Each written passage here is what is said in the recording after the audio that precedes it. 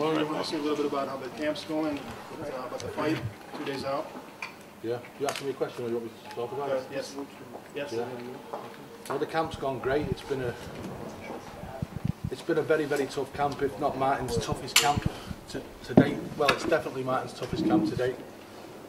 I think, you know, Martin explained yesterday, he did 6 weeks in UK, then he went for the 5 weeks in South Africa. He had a grueling test in South Africa and training at altitude. The first time Martin's trained at altitude, so we found that quite difficult adjusting in the first, 10 days. But we can feel the benefit of it now, having coming down to sea level. So, he's in the best shape he's ever been, mentally, physically. His strength, his weight.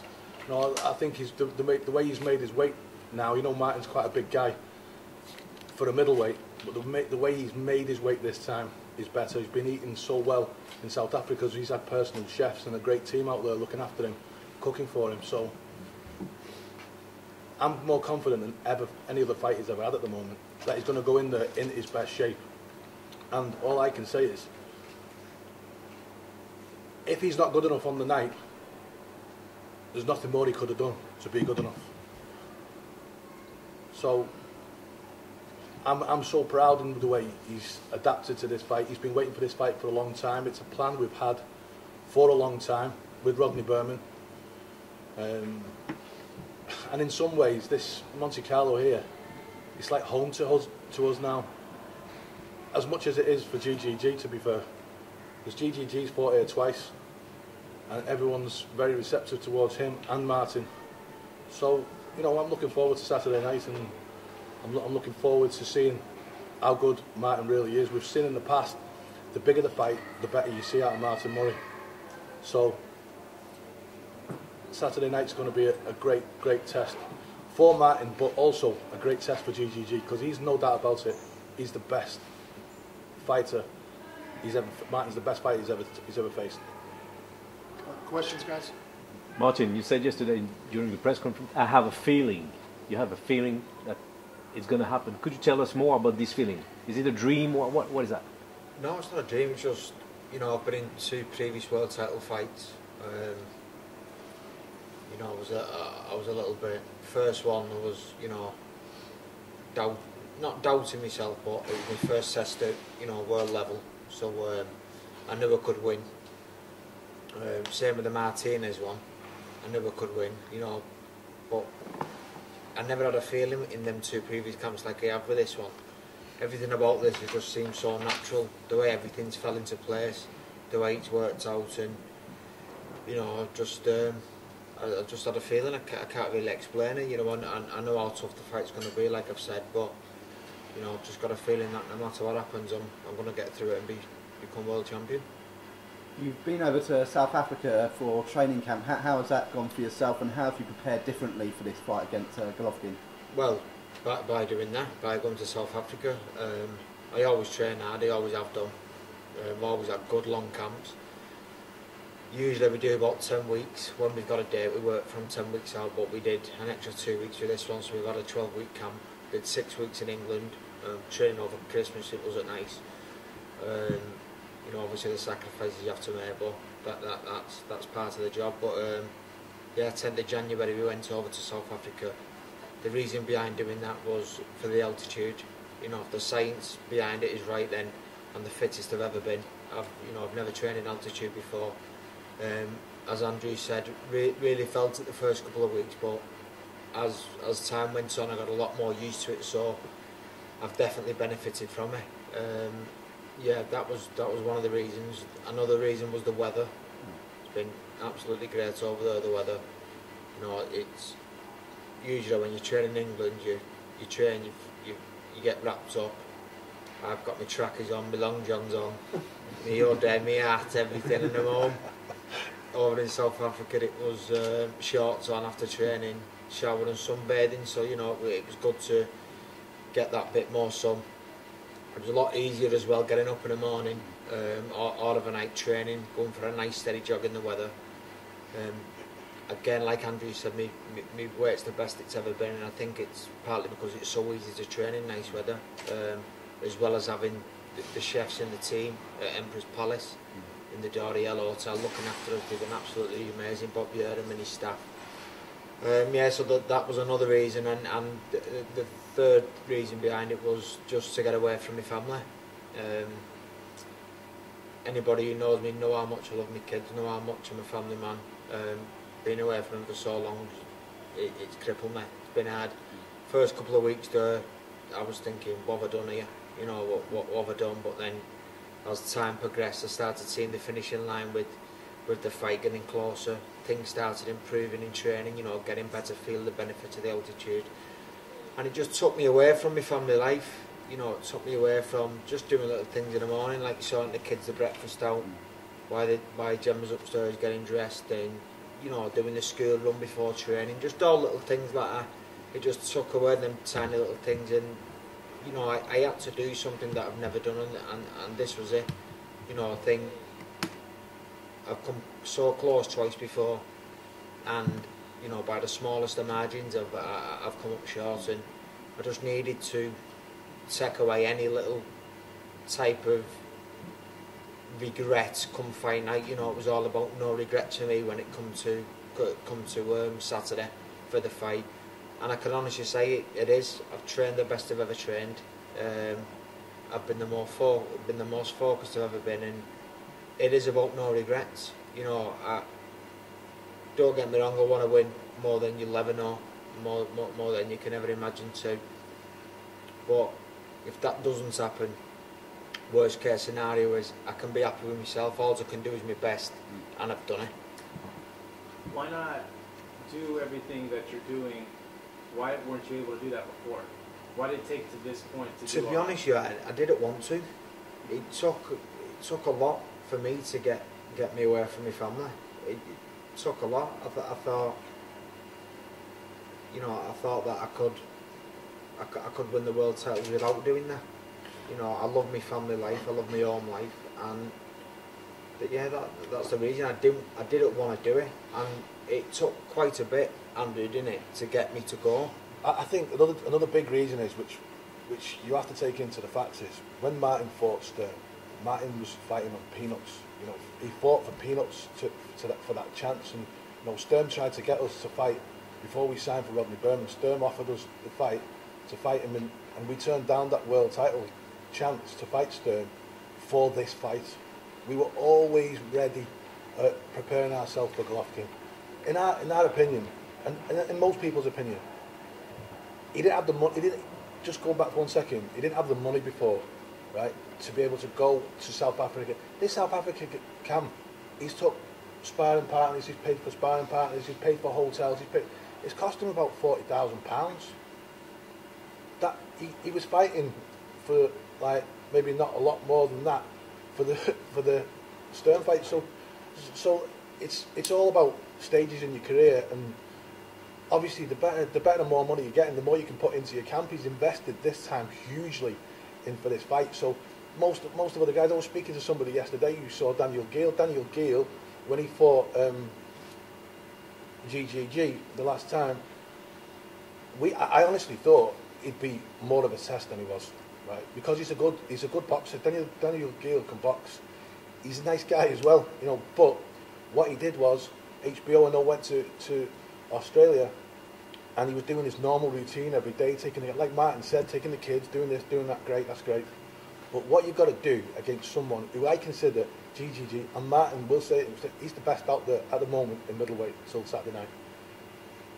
If you're going to take yourself to that next level, right, you've got to do things that you've never done before. You've got to take yourself and put yourself through a barrier that you've never done before. That this time is what he's done. So, you know, Martin's saying, yeah, I've never really wanted to do it. It's not just that. He couldn't do it. He didn't have the money to do it. You know, that's the key to this. Still took a lot getting me there this time, though, didn't it? Yeah, you know, he's took a bit of well, really, no, it didn't take that much persuading. Maybe this fight before. Yeah, but you know, he's been fighting for Martinez, 45,000 people, Sturm, and coming down to on no disrespect to Bursak and what's his name? Sparta. No disrespect to them. Those guys aren't at Martin's level, and Martin finds it difficult to get up to that or to come down to that level again. And you know, when you're fighting here against big names, all of a sudden, and you know, yeah, we keep going on about it, and I don't want to keep going on and on and on. He's had two very, very unlucky decisions. If that fight against Stern was in the UK, we'd have got it.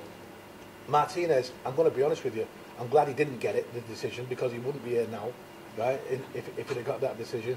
So, you know, we are where we are. He has no regrets about, I could have done this, I could have done that. He ran out of steam, probably. In both of those fights, he ran out of steam, but you know what happened? We've had more money to invest in nutritionists. We never had a nutritionist 4 fights ago. Now, we had supplements and people were giving him this, that and the other. We found out that he's allergic to gluten, things like that. Well, every fight he's had, he's thought it's been great to have a bowl of pasta before the fight, and this, that and the other. You know, we didn't know until I got with Martin and I started bringing a few more people, a bit more science involved in it, because that's the way boxing's gone now. Boxing's far more professional. It's the biggest sport it's ever been.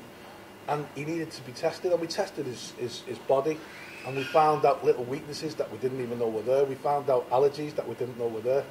And now, you know, he's been training 5-minute rounds for 12 rounds, and he's seen the difference just in eating, in the slightly changing of eating habits.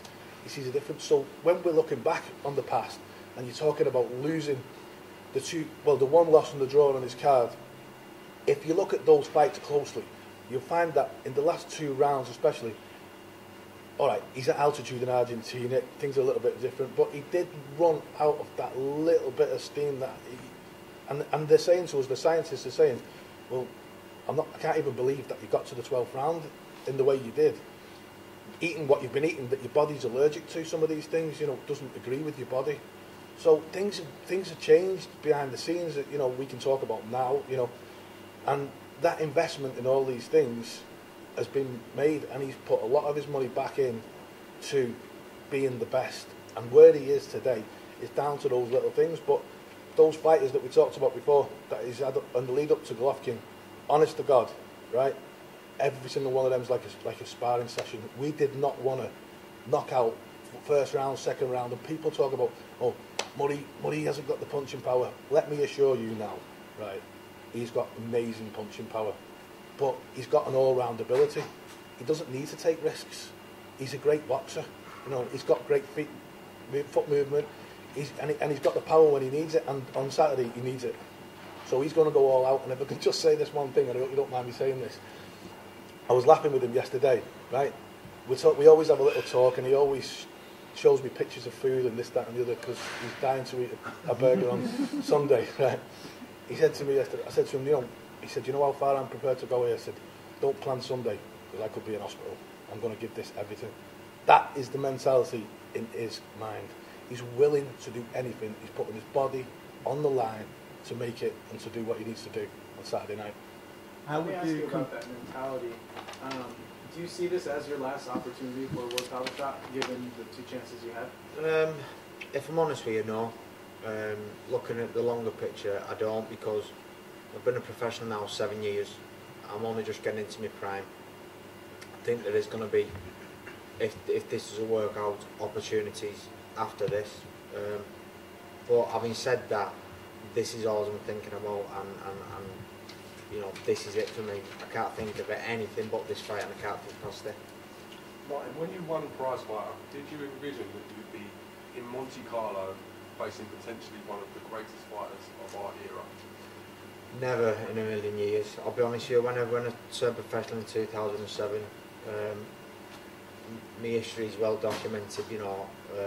When I finally got my life back on track, I signed with a small old promoter. I didn't have the backing of a main television programme, so you know, I did it the hard way on small old shows. Got me opportunity in prize fighter, got me a bit more exposure, and yeah, I mean, you know, when I first set out as a professional, I understood the game. My main aim was to win the British title.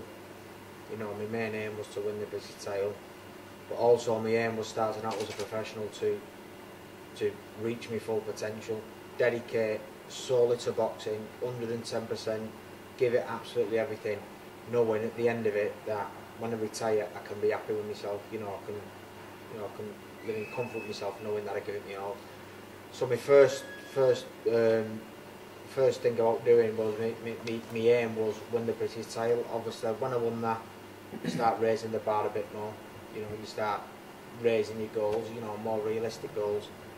Another step moved on to becoming world champion. I'm an established world class fighter now, and I know that becoming world champion is well in me reach. But I'd never have thought I'd have been here in this situation. But at the same time, I'm not in awe of it. Do you know what I mean? It's great to be here. Don't get me wrong, but I truly believe that I deserve to be here. I've put a lot of work in with my team. I've got a great team behind me, and yeah, you know, I'd never thought I'd been here, but at the same time, you know, I think I deserve to be here. Just looking forward to fighting now. So there's no concern at me. It's great, but I just can't wait for Saturday. We know boxing is obviously a short career span for the fighters. Does this fight make you financially secure? It sets me up, but to be honest with you, since signing with Ronnie Burnham, Golden Gloves, you know, the outfit and the offer they put to me was too good to refuse. He's done absolutely everything he said he would do, and it's working. It's worked out right for me. You know, it's obviously, I always want better. I always want to achieve more. It's just in my nature and the way I am. So this isn't the be all and end all for me. I want to go on. I want to be in bigger fights. Of course, I want to earn more money because it secures my family more, and that's all I'm doing it for. But you know, it's the biggest fight in my life. It's the biggest payday, and you know, it's definitely worthwhile. Golovkin's got this reputation of being the boogeyman of boxing, one of the most avoided fighters. How quickly was your decision to take this fight once you guys were offered it? It was always the aim. This was it. I think we signed with Rodney in March last year. I just split with that promotions. They failed to deliver me a fight, a world title fight that they said they was going to deliver. You know, it's well documented everything we went through with them. But that was the last chance for them. They promised me a world title, they didn't deliver, and if they didn't deliver it, you know, I was contract free. I had to give them a certain amount of money back, but yeah, they were contract free, and then I signed with Rodney then, and this was always it. It was always 3 fights in Monte Carlo. The third fight being Golovkin. So I signed 12 months ago, knowing that this fight was going to happen. And to be honest, I kind of knew it was always going to happen. Me and Golovkin was always going to fight. But the good thing about going into this fight, working with Golden Gloves, is that, again, like Andrew said, you know, they wasn't the type of fighters that I wanted to fight. But at least I'm going off it, you know, going into this fight off a little bit of form, you know, a couple of good wins rather than the inactivity I was suffering before I signed with Golden Gloves. Martin, you said formerly it took you a lot to go in this training camp away from your kids and wife. Would you say it was more painful emotionally going to jail than going to jail? No, not at all. And the reason being that I had a different life when I was back then. I didn't have a family. Do you know what I mean? Now, if anything like that happened again, it'd affect me a lot worse. But back then, I was young, I was carefree. I wasn't really bothered, if I'm brutally honest with you. But you understand, it was more painful to leave your kids away. Oh yeah, by far, yeah, definitely by far, yeah. Okay. It gives a scale of your commitment for this fight. Yeah, well, that was it. Like I said, no regrets. I've done everything I possibly can, and you know what will be will be. Mikhail told about money. Financial backing is important, but it seems in your history of life, it's not about money. It's something more deep when you see your eyes. Well, obviously, but boxing's a job to me. Anybody who knows me, no, I don't watch, but I don't love boxing. I don't watch it. I'm not a massive boxing fan. I treat it solely as a job. That's it. It's for taking care of my family. That's it. But so obviously you want good paydays. You want the best things you can get to secure your family. But again, going back to what I've said, it was just about reaching my potential. That's it. Trying my best, giving it my all, and just seeing where I got to. When it gets painful, when you're all alone in the ring, what do you think in your head? To be honest with you, I've not experienced severe pain yet in a ring. I remember fighting Felix Sturm. You know, there was a time in that fight where I really had to, you know, pick my game up, and what I started thinking about in then times, I started thinking about my first amateur trainer, John Chisnall, who died.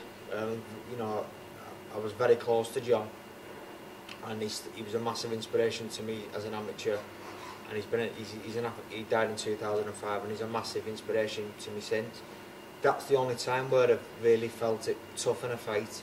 And you know, asking me what I think about, he's the first person and first thing I thought about. But yeah, I understand that this fight's going to be tougher. So I think I'll be thinking a lot more of John. And yeah, just I can't really tell you, but like I said, the reason I'm doing this is for my family. So it's all for them, and yeah, that's all I've been thinking about in camp, and all I'll be thinking about going into the fight. Do you think Golovkin will be your toughest opponent today, and what chinks in the armour have you seen of his? So no chinks in his armour, I'll be honest with you, I've not. I was hoping a couple of his past opponents would show us some did not. He's a good fighter, great all-round fighter, no more I can say about that. Yeah, and so that means definitely the toughest fight. The things we had to work on with Sturm and Martinez, they'd shown us weaknesses so we could work on them. We've not seen any with Golovkin, so yeah, by far the toughest fight.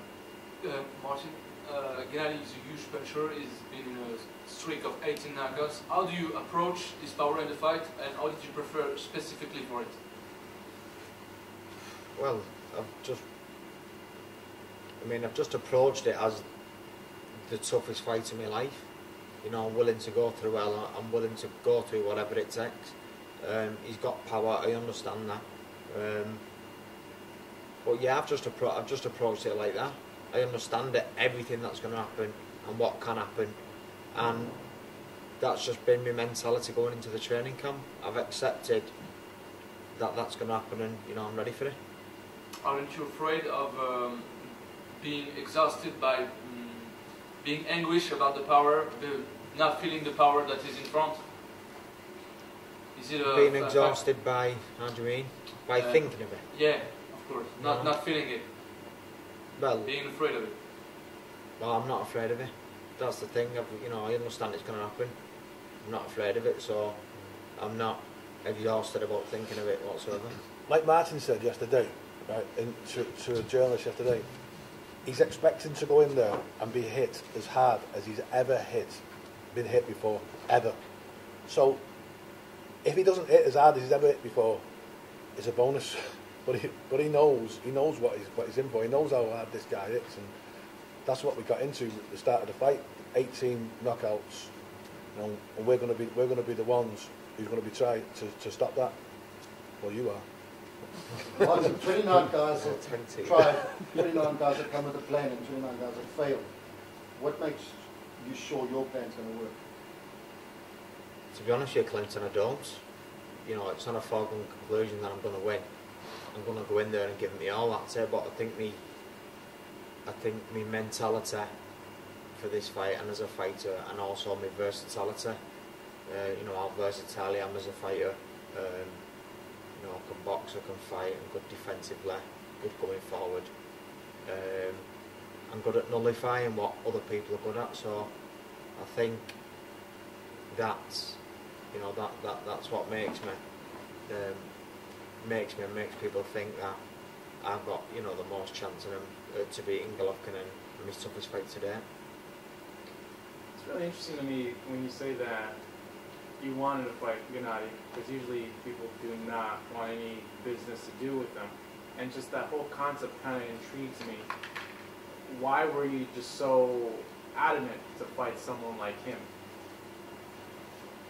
I'm a firm believer in everything happens for a reason. You know, it's just mad it's just mad the way it's all unfolded. Go back to February 1st last year, that world title fight I was promised with that in promotions. What happened was the December before 2013, I needed to fight to fulfil my contract obligations with that in promotions. I had a virus. I didn't want to fight. I was pretty bad, to be honest with you. The fight I got called off 2 weeks previously, but I needed to fight. Anyway, as it happens, I fought. I brought me bone. Financially, you needed to fight. Yeah, but also it was in the contract when I couldn't knock the fight back. So I had to fight. It wasn't the best performance. I managed to get the win. I broke a bone in my hand. Anyway, that was the December. There was a fight scheduled here on the 1st of February last year in Monte Carlo. And I got told I was fighting for the regular WBA world title. What happened was, we held a press conference in England for it. We then found out it wasn't. It was just for an international type fight of some sort. My hand was bad. I broke a bone in my hand. I couldn't hit the pads. But I was thinking, you know what? It's worth going through. No disrespect to Jada Fletcher, who was scheduled to fight. Thought I could beat him with one hand. I'm punching at 30-40%. Anyway, as it happened, for a world title. Anyway, as it happened, it wasn't for a world title. I spoke to the hand specialist, Mike Ayrton, who's absolutely brilliant with myself and all other fighters in the UK, takes care of all the hands. I spoke to him and he said, you could be jeopardising your career fighting, taking this fight, a meaningless fight really, you know. So anyway, what happened was we cancelled the fight. He written me a medical report about my hand. He sent it to Atom Promotions, who didn't then forward it onto the WBA. That was the reason I got took out from #1 interim out to the top 10. But the message got back to Rodney Burnham that this was before we signed with him, that I pulled out of the fight. You know, I just pulled out of it because I didn't want to fight basically. So anyway, I'll cut the story short. Andrew contacted Rodney before the February 1st show saying, listen, we're sorry we can't fight, but we're still coming over. Can we come to the show? Rodney's reply was a bit mad. Anybody who knows Rodney, he's a brilliant guy.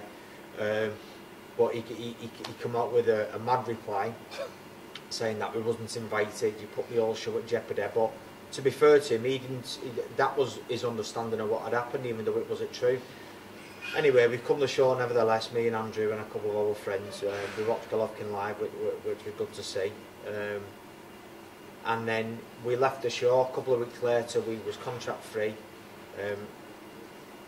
We ended up talking to Rodney, saying we enjoyed the show. We explained that we were contract free, and yeah, you know, we signed the deal, and it was there then that we had the talk. You know, I think the point I'm trying to get across is, you know, it was mad how I ended up signing with Rodney Burnham. It was just the maddest of circumstances, the way we come over here, the way the opinion he had us at first, the way we come over here when we really wasn't invited, but we still come. We ended up creating a relationship with him, and he signed us this big deal for, you know, a 3-fight deal, finishing the fight with Golovkin, fighting in the place where we, you know, where we were fighting on Saturday was the place where I watched him that first time, and Andrew, you said, didn't you? Andy said, you know what, if you are going to fight Golovkin, this is the place where you want to fight him. And I just believe it's just mad how it's all unfolded, and you know, I think, you know, I put a positive spin on everything, and I believe everything happened for a reason. I think the reason that we come over that day, the reason that we signed with Golden Glove to fight Golovkin, is because I'm going to win on Saturday, and I can't help feeling the way I feel. Do you know what I mean? But when the deal was put to it, you know, it was all, like I said, it was always about signing for the third fight with Golovkin, and it's here now. And I've got to be honest with you, I'm absolutely buzzing. I'm really happy that it's finally coming. I can't wait for it. Just to touch on what Martin just said then, when we came to watch the Adama fights, I've got to be careful. I don't want to criticise other boxers. You know, Martin's got to get in the ring and do the job on Saturday, but he wasn't a great calibre of opponent, I don't think. But at the end of the day, Golovkin won't go and get you fighting. You know what I mean? He's trying to fight him. No one wants to fight him. So people are on run. So he got a damn it, and he wasn't the best, and he did like 5 or 6 rounds. So let me ask you on that then. Do you feel he's a bit overrated? Do I feel Golovkin's overrated? Yeah, both you guys, well, especially you guys. Listen, because of the the answer is very simple to that. We'll see how good he is on Saturday. Martin's fought Martinez in his backyard, Sturm in his backyard. All right, he's come up a little bit short, but you guys think he won it, and everyone's telling us that both the fights. Right, so on Saturday night we will see how good he really is against someone, as like Martin says, as versatile, as strong-minded, as in. But you know, when I sat there in that show with Martin, we were sat on our own together in the side. I think we saw we saw Bernie sat there. I was scared to death. Yeah. As we sat there, it was like, you know, it wasn't a boxing atmosphere. You know, it was quite, you know, it's very professional. I mean, this place is brilliant. You know, it's great. But they're also crying out for a bit of atmosphere in these shows. I don't know if you've all been to the last shows here with Gennady's shows, but you're in for a big shock on Saturday night, because Golovkin's got another pressure on top. Martin's the underdog, and we're made up with that, because every time he's the underdog, he produces the best, right? But Golovkin's going to fight under a different kind of atmosphere. Not 10,000 people standing up in New York, right? He's fighting in a 1,000 seat arena, right? With 75%, maybe 80, Murray, Barmiami. Now, he's going to be a bit of a shock to his system. That is all of a sudden, you know, they built him up to be this superstar. But has Golovkin ever fought anyone of Murray's? It isn't his fault he hasn't fought anyone of Murray's standards, right? It isn't his fault. We know that, and we agree that it's not his fault. But this is his first test, and I'll tell you something. If Martin wins, everyone's going to kick themselves in the foot and thought, why weren't we the one? Why didn't Quillen take the risk? Why didn't Andy Lee take the risk? Why didn't Martinez, Sturm take the risk against him? Because, you know, he is frightening punching power. He's knocking people out. We can't hide that for fun, right? So why would somebody want to be the guinea pig? He wanted to be. He said to me, I want to fight him. After Martinez's stock was the highest it's ever been, he should have been fighting immediately after that. We should have rolled with it. Things didn't happen for different reasons with our promotion company, which we're not with anymore. But we should have been going then. That was it. We've had to start the ball going again. So we've had to start again, come back down to the start, and build ourselves right the way to the top again. And we're here. But he's in for a different test, and people could be kicking themselves in the foot on Saturday, thinking to themselves, I wish we'd have took the risk, because he's going to be a superstar on Saturday if he wins this fight. If he wins this fight, he's a superstar. I mean, the thing is, like you said, you know, you can't. Golovkin's only fought who he can fight. It's as simple as that. I know it's my toughest fight. It's his toughest fight, and I know we'll both rise to the occasion. I know that, and it's going to be a great fight on Saturday. You know, I've just got a feeling that it's just going to be an absolute classic. We're good, guys. Thanks very much for the questions. Thank you. I promised you, didn't I?